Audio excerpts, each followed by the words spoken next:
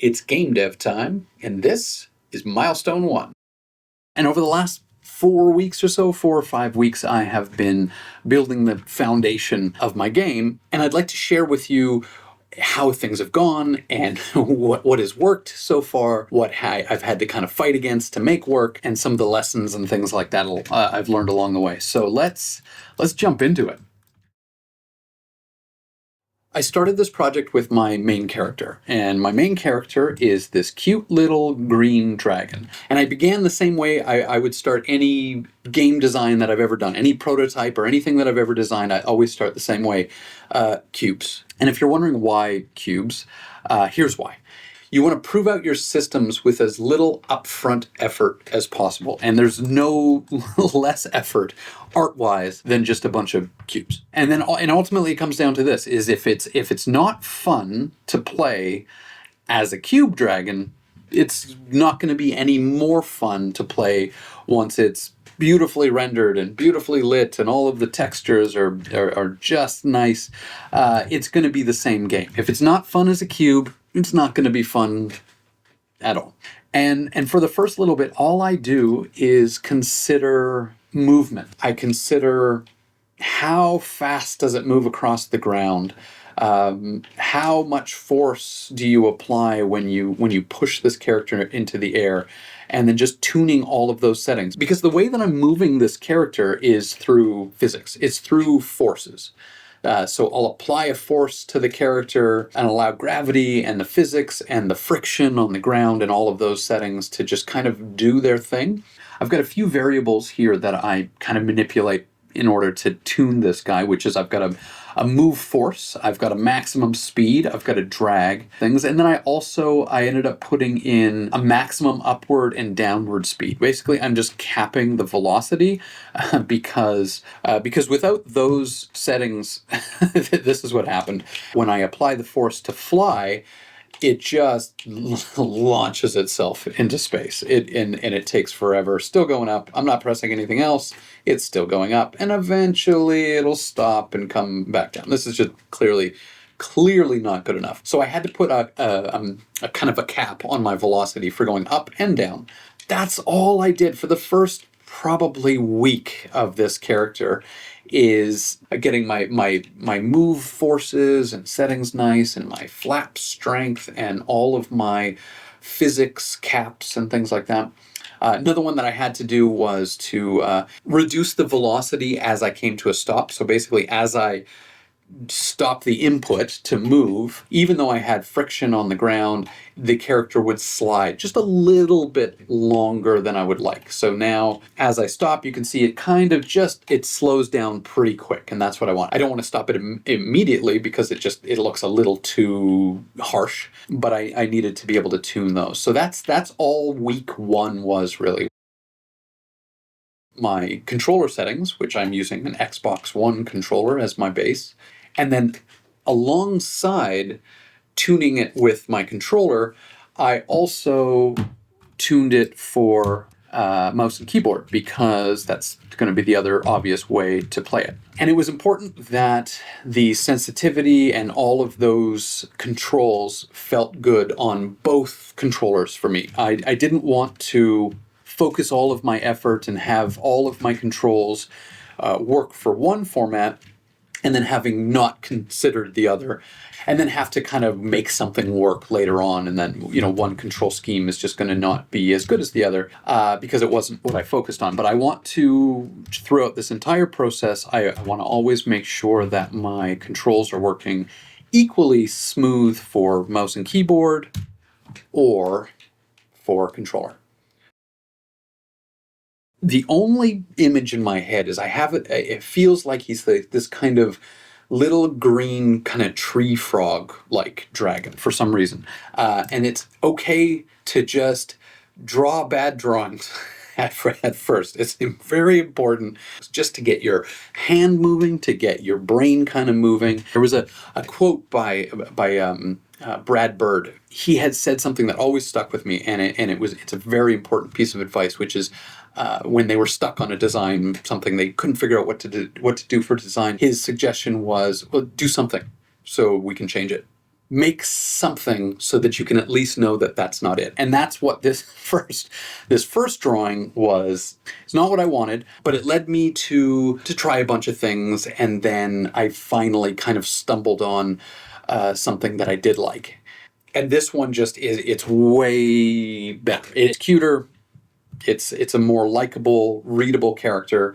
But you'll notice by the time that I finish this design that it's not really clean. It's not a beautiful painting that has a beautifully rendered background and all of these kind of things, because I don't really want to, at any phase in the beginning part of this, to sink too much work into any aspect of design, especially art design or character design, because if I change it, I will have spent a bunch of time and work for nothing. And time management, especially when you're working on a project this scale, on your own, time management is a very key, very important thing to keep in mind. So I don't want to sink too much time into areas that just kind of get wasted. So personality was right, the proportions were right, and that's all I needed to move on.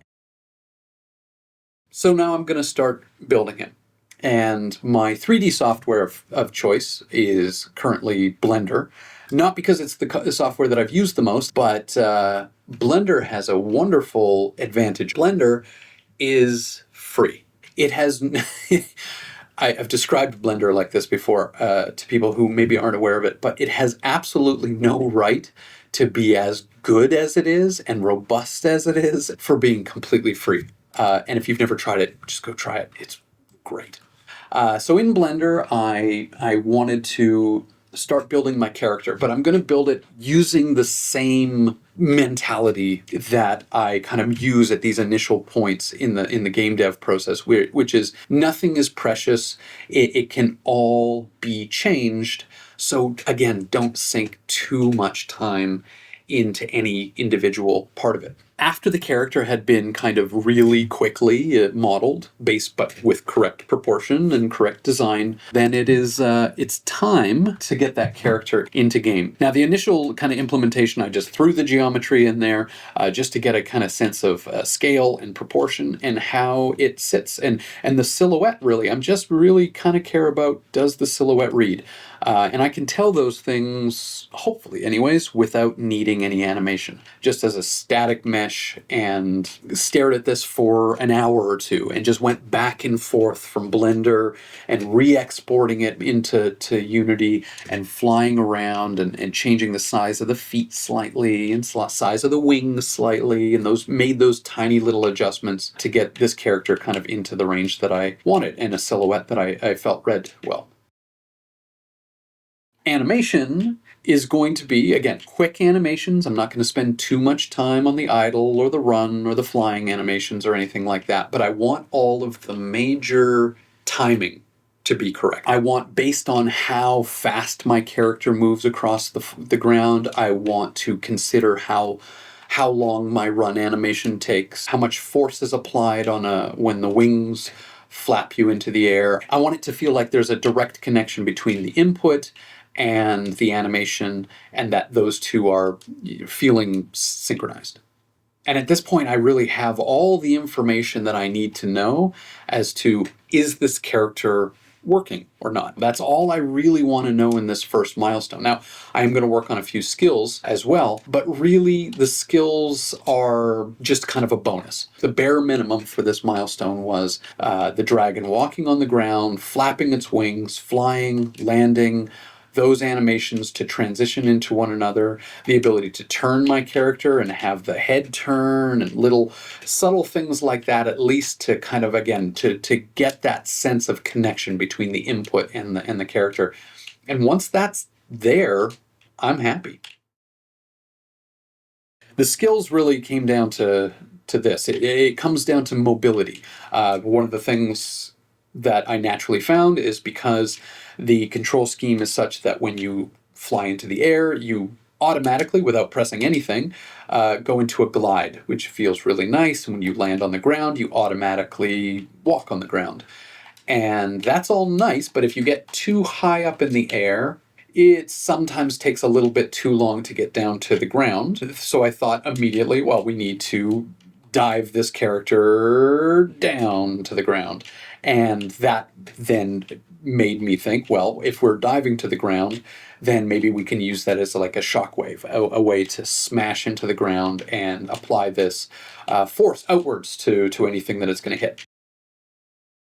So again, I'm kind of flying in the air, and when you're exploring the world, just kind of gliding around is fine. But there may be a moment where you need to get somewhere quickly, or you need to dodge an incoming attack, which I don't have yet, but I will. And in order to do that, I implemented a dodge.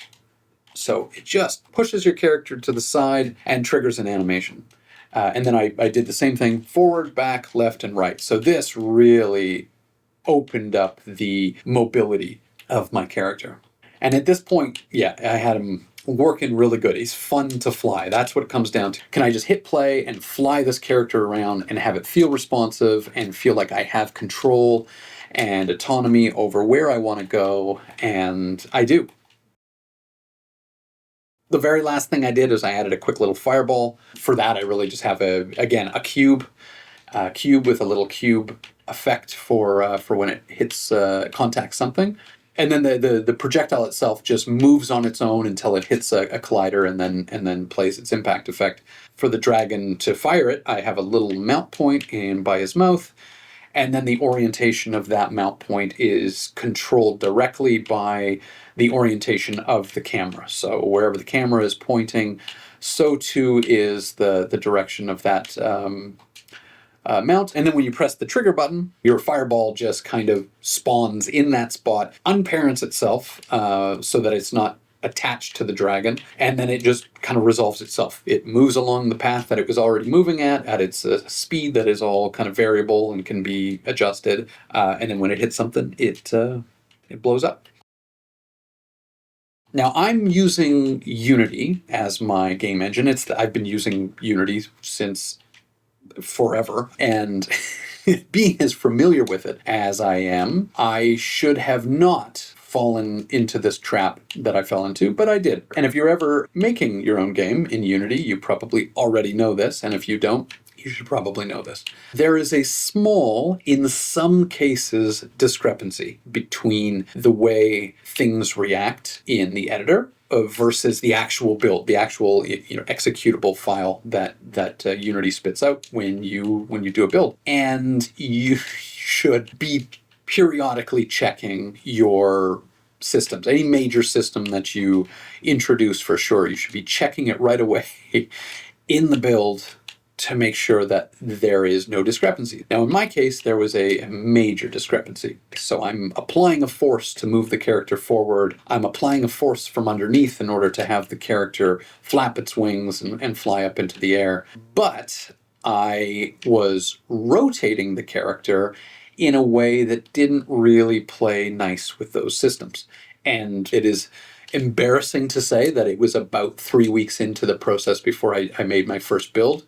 Giant mistake. I could rotate the character up and down, the camera up and down, no problem. And I could move my character, and it all seemed, wonderful. But as soon as I tried to turn, it was awful. It was fighting against the physics or whatever. It just didn't look good. So, yeah, I had to figure out how to change the underlying framework of my character while still keeping all of my balancing and tuning and all of the things that I had done so far and have it all stay the same. Luckily, I was able to finally correct the couple lines of code that needed to be corrected and adjust a few little settings here and there, and I got it back up to a place where it's feeling good. And not only good, but I can realize now, having seen both, and it's a subtle little difference, but it's just a little bit smoother rotating the character like this. In some ways, I'm glad that it forced me to make that change, because this is now the correct way to do it. So that pretty much does it for Milestone 1, and I'm happy with the way it went. I'm excited to move on to my next milestone, which is going to be really focused on kind of enemies and things shooting back at you and interacting with the world a little bit more. If you haven't subscribed yet, please do. Leave a like, leave a comment, all of those things, they help tremendously. And as a last bonus for this milestone, I will leave you with some sound effects. I added sound effects to pretty much everything in the game, some background music, and I'm just gonna stop talking for a minute, play the game, and you can see where we're at.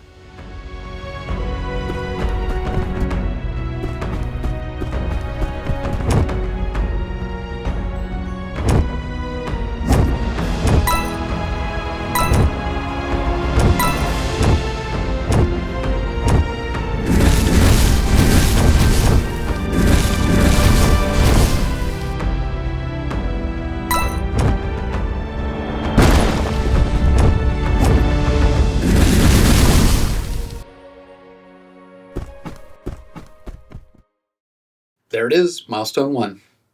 Still lots to do. Bye.